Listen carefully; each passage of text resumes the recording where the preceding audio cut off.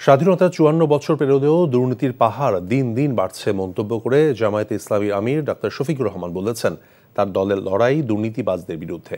এ সময় সুষ্ঠুভাবে রাষ্ট্র পরিচালনার জন্য জামায়াতের পক্ষ থেকে শিক্ষা ব্যবস্থার পরিবর্তন, ন্যায় বিচার প্রতিষ্ঠা করা এবং দুর্নীতি নির্মূলের ৩ দফা প্রতিশ্রুতি ঘোষণা করা হয়। জুবায়ের প্রধানের রিপোর্ট।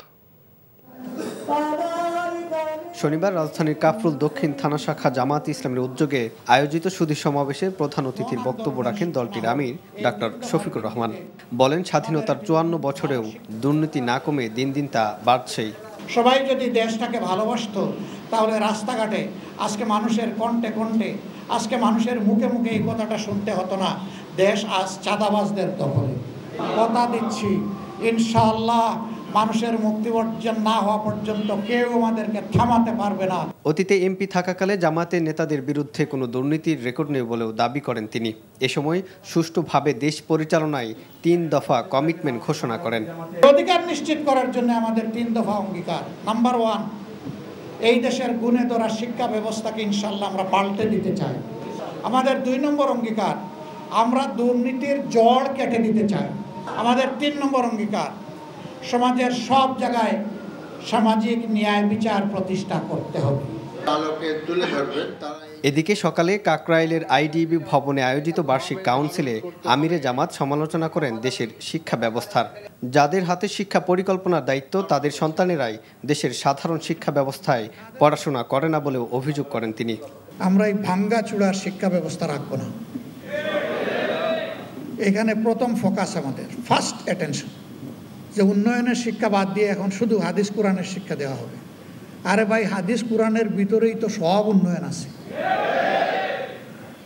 এবং এটাকে সাপোর্ট করতে গিয়ে দুনিয়ার যত উন্নয়নের শিক্ষা সব ইনকর্পোরেট করা হবে ইনশাআল্লাহ।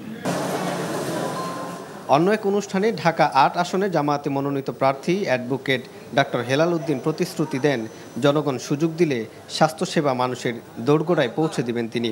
পিজি হাসপাতাল সহ দেশের প্রতিটি হাসপাতালকে আধুনিকায়ন করার ঘোষণা দিয়ে তিনি বলেন, বিদেশে চিকিৎসা নিতে যাওয়ার প্রয়োজন হবে না, দেশেই উন্নত স্বাস্থ্যসেবা নিশ্চিত করা হবে। জুবায়ের প্রধান, এনটিভি নিউজ, ঢাকা। বান্ডেল থাকলে প্রতি সেনমানিতে টাকা বাঁচবে। বিকাশ সেনমানি বান্ডেল কিনে জিতুন প্রতি লেনদেনে। ওটা তো ওরা আসলেই জানতে পারবো, তাই না? শোনো, টাকা তো চাইছে, 10,000 টাকার শর্ট আছে, বুঝছো? ধন্যবাদ। কত টাকা শর্ট পড়ছে সেটা বল। 10,000 টাকাই শর্ট আছে। আচ্ছা, সেটা মাথা ছুঁয়ে বলো। মাথা কি হলো? চুপ করে আসছো কেন? ভণ্ডামি, টাউটামি, জায়গা পাও না তুমি? তুমি কি জীবনে ভালো হবে না? শোনো, ভন্ড আর টাউট বলবা না, আমার ইগোতে লাগে।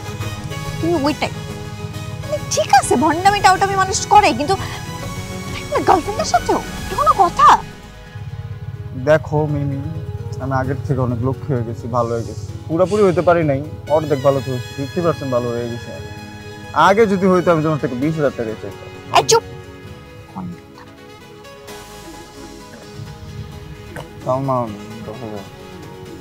ঠিকভাবে বলো, কত টাকা শর্ট পড়ছে?